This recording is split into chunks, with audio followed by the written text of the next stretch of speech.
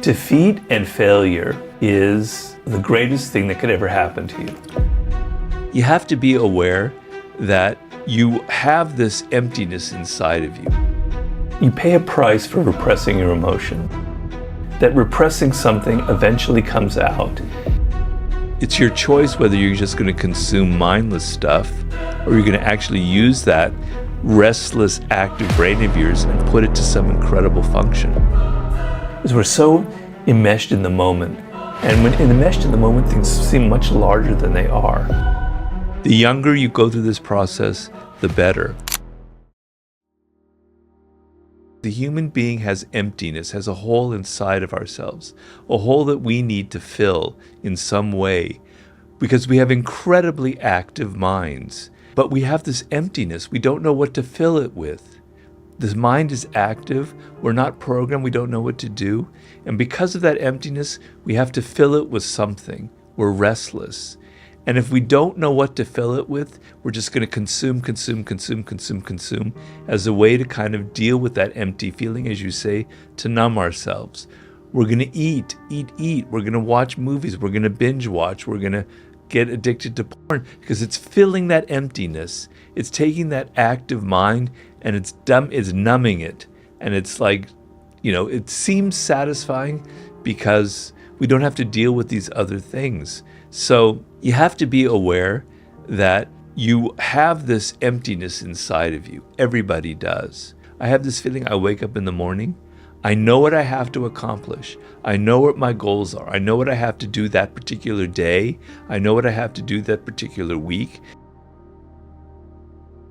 These are the things that I can do to fill that emptiness, to program, to give myself purpose, to have that North Star that you're talking about. So be aware that your mind is so active that you have to have something to fill it. But it's your choice whether you're just going to consume mindless stuff or you're going to actually use that restless, active brain of yours and put it to some incredible function. So I have a chapter 1 in Mastery called Discover Your Life's Task. So if you're 22 or younger, then it's pretty clear what you have to do and it's not so difficult. If you're 29, 30, it gets more complicated. If you're 40, it's very difficult. If you're 50, it's almost impossible. So the younger you go through this process, the better. And what it entails is figuring out what makes you unique in life. And I don't mean like total weirdness unique. I don't mean that you have to be like some flamboyant rock star, etc., etc. It can be what makes you unique as an entrepreneur, as a business person, what makes you unique as a social individual, as somebody who likes to interact with people, what makes you unique in any endeavor. Going into looking at your childhood and being honest with yourself and saying, I'm interested in this thing now that I'm 22, but it's not really me. It's what my parents want me to be interested in. It's not really me because it's what other peers think is cool right now. It's not really me because of blah, blah, blah, blah, blah. What is really me? Okay? So you got to peel away these layers and you got to come at.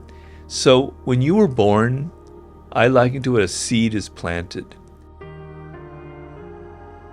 That seed is your uniqueness because A, your DNA has never existed in the history of the universe and never will exist again. Okay, it's impossible. It's so unique. B, your parents are not like any other parents, and they're going to raise you in a way that's different from any other parenting couple in the history. C, you're going to have early experiences that are not like anybody else. That is unique. That is you. And it's real. It exists. And it's not like a single thing. It's not like, oh, I was meant to be a fireman. Oh, I was meant to be a politician. It's vaguer than that. It has to do with things that attract you, whether it's sports and your body, whether it's mathematics or music, or whether it's words and literature, or whether it's social things, or whether it's building a house, carpentry, or building a business, etc. What is it that excites me? What is it that I'm drawn towards? What I call your primal inclinations. Going through that process and figuring out digging up that seed and figuring out what it is should be the most exciting process in your life. Because if you do it, all the stuff that we're talking about, all the bad circumstances of the world, everything you're facing, you will reverse that power. You will discover your superpower. You will be motivated. You will find the energy, right? You will know what to ignore. It's not worth my time to be watching this podcast or reading this book. It's not worth my time to be wasting my energy doing this, that, or the other. I know what I want. When you're 21 or 22, man, you can go, if you figure that out, it doesn't have to be so specific. It just has to be, this is the general direction I want in my life. These are the people that I want to end up being like, even though I'm going to be myself within those parameters. Then the world will open up for you and you'll have a little bit of that radar that will guide you through life. If you're 30 years old, it's different. In the 30 years old, you go through the thing of, where did I go wrong? Because you wouldn't be going through this process unless you went wrong. If you were going right, then you can ignore everything. Most likely, where did I go wrong? Why am I in a shit job? Why am I unhappy? Why am I drinking? Why am I addicted to this, that, or the other thing? My frustration, my unhappiness is speaking to me. It's telling me something. It's telling me that I took a wrong turn. All right, now go back and figure out where you took the wrong turn and what it was, how you can perhaps correct your path. So oftentimes you choose a wrong path for reasons that have to do with money, with what you think is status, what other people think is cool. So look at your first choices, like you're 23 years old and you decided to go work for like a big corporation and now it's sucking your soul out and you feel empty and frustrated. Okay, I'm frustrated, I'm unhappy. Well, I chose to work in this kind of soulless environment and I quit when I was 27 and then I started working as a barista. Okay, I went wrong there. All right, so that's not where I was meant to go. All right, what was it out of college that I really wanted to do? What was it that excited me? What is the path I would have taken, perhaps, if I hadn't listened to my parents, if I hadn't followed this dumb idea? What is it that I could have done? And at that point, if you can have just a tincture, a little flash of enlightenment about that, then you can start building on it and you start going, all right, I took this wrong path. All right, now I have to head in a different direction. I'm not going to give up. I'm not going to stay being a barista because that's not going to lead anywhere. I have to figure out a career for myself. I can't give up the 8 years I spent out of college because that's useless. That's not going to go anywhere. You're not 22 anymore. All right, I have to adapt what I learned in that time and I have to apply it in a different direction. So you're going this way. Your decision now isn't to go this way, it's to go this way or this way, a subtle little deviation closer towards what you were meant to what excites you. Your attitude, how you look at the world, will determine what you get in life. So if you're focusing on all the obstacles, if you're focusing on the government, if you're focusing on this person didn't give me that thing, my parents didn't give me that thing, that's you creating your attitude. You're building it. It's like a crystallization process.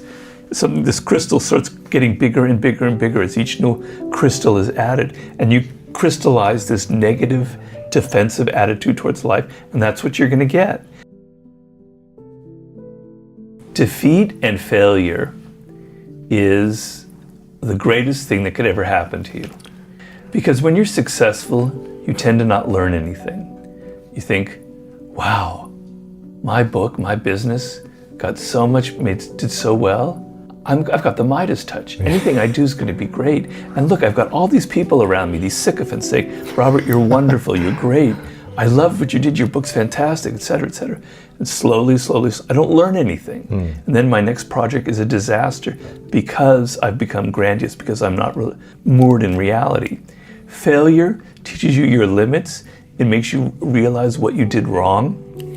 It shows you what you could do differently, So failure or defeat, great generals in battle, that's what they would learn. But the greatest general in history, I believe, was Napoleon Bonaparte. And Napoleon Bonaparte had 10 years of the greatest success anyone has ever had in military history from 1796 to 1806. He was on the top of the world. He crowned himself emperor. And then he had 8 years or 10 years of most abysmal failures. It's because it all went to his head. He lost touch with who he was. He lost touch with his own military strategies that were grounded in success. He became too conservative. That's the other thing that success will do. It'll make you conservative. It will make you think you have to hold on to what you've done and keep repeating it. And the world, success and great things happen by being not conservative, by being open with your ideas and challenging yourself and always trying something new and being willing to change. Let's say I broke up with a girlfriend and she had very embarrassing pictures of me and she posted them all over the internet. Well, thank God that didn't happen, or I could have died. That's always the last one you always say. Could have been worse, I could be dead, right? As long as you have your body and your mind together, you can recover. I tell people, and you can recover from the worst possible disaster, even public humiliation you can recover from, because fortunately nowadays people have short memories and they'll always remember your last success. So things are never as dire as they appear to be. So could it have been worse? Or what is the worst scenario that could have happened? Well, luckily that didn't happen. The next question is, I would say, what is the lesson I could learn from this?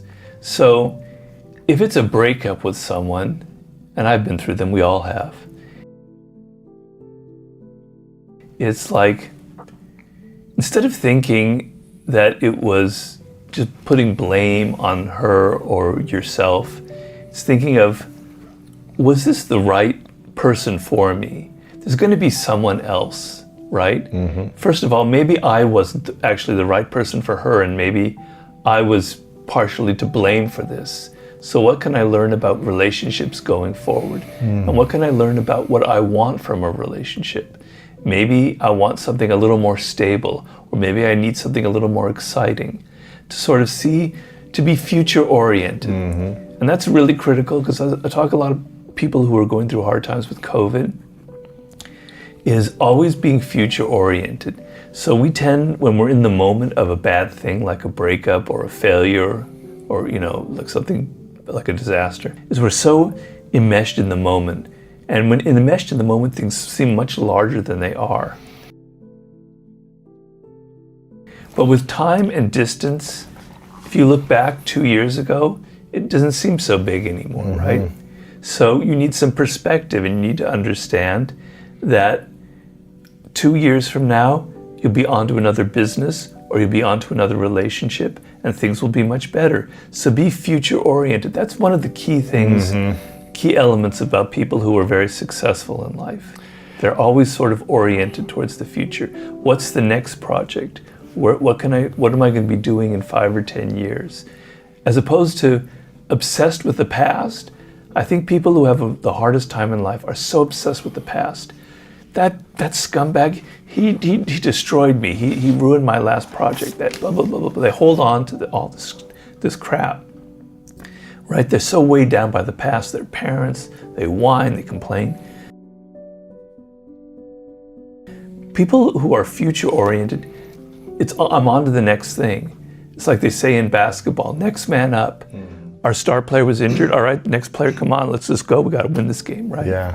So you can't beat yourself up. You can't God damn it, why am I like this? Why can't I just be like Robert or Lewis said? I'm not like that. So when things first happen and they're bad, I beat myself up for several weeks, but it only lasts for several weeks, and then I pick myself back up. So be patient and understand that right after something bad, you're going to be depressed. It's okay to be depressed. It's okay to feel bad about yourself, to even blame yourself, but you're going to pick yourself up and be patient about it, Yeah. It's a process. You pay a price for repressing your emotions. That repressing something eventually comes out. And the great psychologist Carl Jung, he was the one who kind of studied that in great depth. When you repress, for instance, your dark side or your dark emotions, they come out in other ways, right? So trying to always like present yourself as this very stoic person when in fact you're not, you're going to pay a price for it. It's going to come out in ways you can't control, right? There's going to be a negative consequences to that.